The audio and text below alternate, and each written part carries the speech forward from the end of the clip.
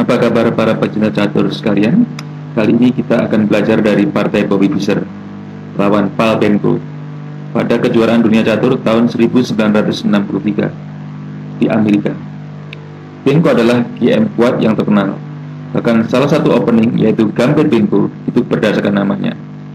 Sayangnya dia tidak mampu mengimbangi Fischer kali ini. Karena dari 11 pertandingan, Fischer menyapu semua skor dengan 11 poin. Dan pada babak ke-10, Fischer cukup menyelesaikan dengan 21 langkah dengan kombinasi yang indah dan Benko lempar handuk. Fischer memulai langkah dengan E4 dan Benko menjawab dengan G6. Sebuah pertahanan modern yang ide dasarnya adalah membiarkan putih membangun kekuatan di pusat dan belakangan baru merebutnya. Dan itulah yang dilakukan putih dengan D4 dan gajah G7, kuda C3, D6 yang dikenal dengan pertahanan Berge. Dengan ini kita mempersiapkan langkah pion C5 atau pion E5, dan dengan gajah di G7 tentu menambah mobilitas hitam. Putih menunda kudanya ke F3 karena putih lebih dahulu merencanakan melangkahkan pionnya ke F4, yang mana pion D4, E4, dan F4 yang dikenal dengan serangan Austria menggunakan ketiga pionnya ini sebagai ujung tombak untuk menyerang pertahanan Raja Hitam. Setelah kuda F6, kuda F3, hitam merokade untuk mengamankan posisinya. Kemudian putih melanjutkan gajah D3. Dalam hal ini gajah D4 sepertinya layak dicoba karena langsung mengincar Raja Hitam.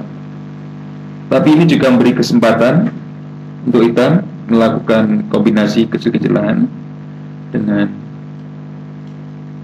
kuda E4, kemudian kuda makan kuda D5,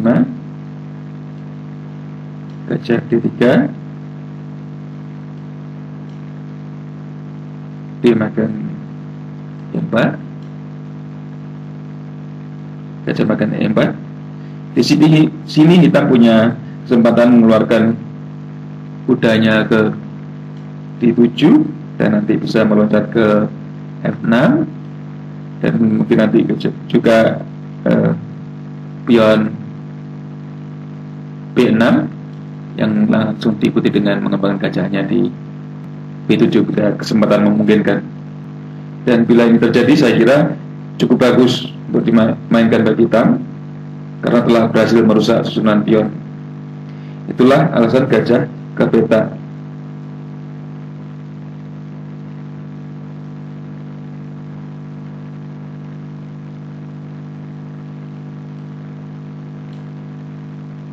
D3, bukan D4 yang kelihatannya agresif. Setelah gajah D3, kita menjaga bab dengan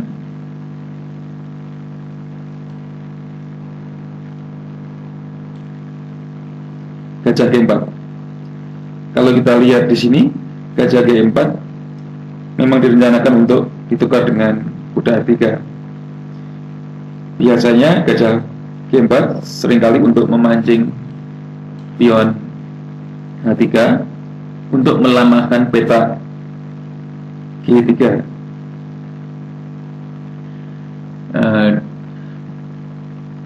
Bisa, dan seringkali gajah mundur lagi ya, agar peta G3 ini lemah.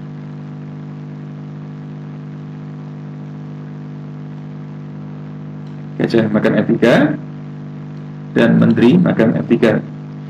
Dengan hilangnya kuda di sini, pion D4 hilang perlindungannya. Kuda C3 mengembangkan perwira sekaligus mengincar pion D4 yang saat ini agak lemah. Dan putih tidak mau ketinggalan dengan melangkahkan gajahnya ke D3 sekaligus melindungi pion D4 yang diincar kuda.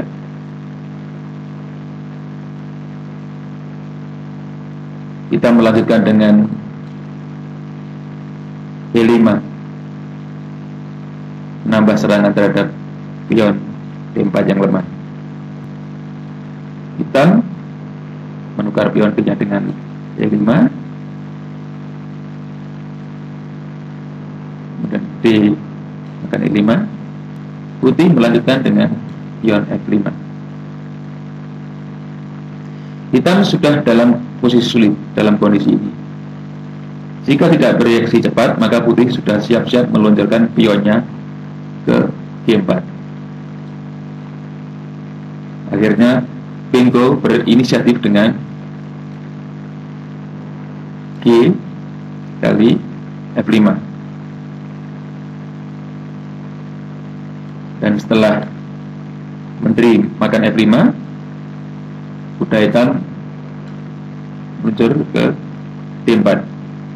Maka putih dengan tenangnya menghindari ancaman itu dengan mundurkan menterinya ke peta F2 sekaligus menambah ancaman gajah terhadap kuda di D4. Lalu hitam mengatur posisi kudanya di F6 dengan melangkahkan ke E8. Kuda F3 kemudian ke E8 dan ke D6 seringkali terjadi seperti ini.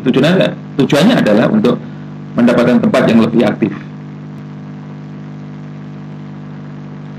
Di rokade, kalau kita lihat di sini, putih sudah berkembang penuh, ditandai dengan kedua bentengnya sudah saling berpandang-pandangan, sudah saling terhubung langsung. Dan setelah kuda D6,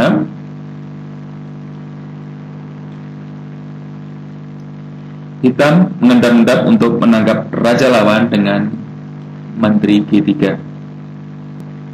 Gajah E3 dalam posisi ini mengincar peta H6 dan raja sedang kena ping di sini, sehingga hitam menghindari dengan langkah raja H8. Lalu menteri merayap lagi ke G4 melirik peta H5, sebuah lubang persembunyian yang nyaman buat menteri karena tidak adanya pion di lajur G, maksudnya pion hitam. Dan ini memberikan kesempatan putih untuk menjalankan taktik gerilanya. C6 tampaknya bermaksud memperebutkan penguasaan peta D5 oleh kuda putih. Dan setelah menteri H5,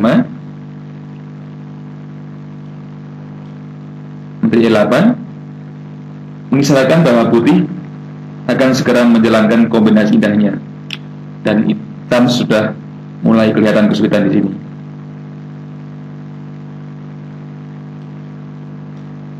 Gajah makan kuda di D4, pion makan D4, dan sekarang benteng F6. Wow, kelihatannya langkah yang aneh di sini. Maksudnya adalah bila gajah makan benteng, pion E5, gajah yang tadinya terhanyalan pion di sini sekarang langsung mengancam peta H7 kompak dengan menterinya yang mengintai dari peta H5, dan permainan akan cepat selesai kalau seandainya gajah makan benteng di sini.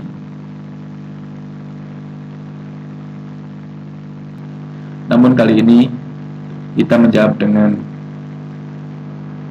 raja G8,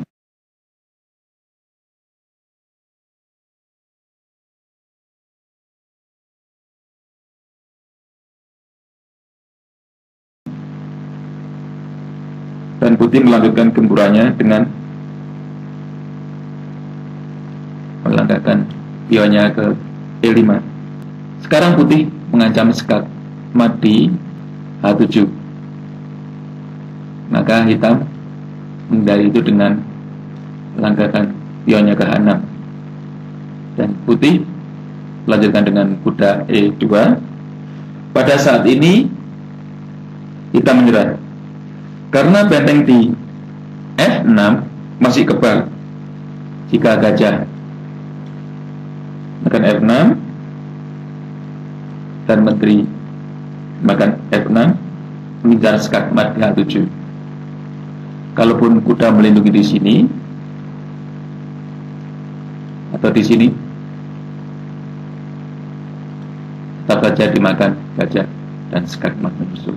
Itulah partai dari Bobby Fischer yang sangat monumental. Semoga pelajaran kali ini bermanfaat bagi para pecinta catur sekalian. Sampai jumpa di serial Belajar Catur berikutnya.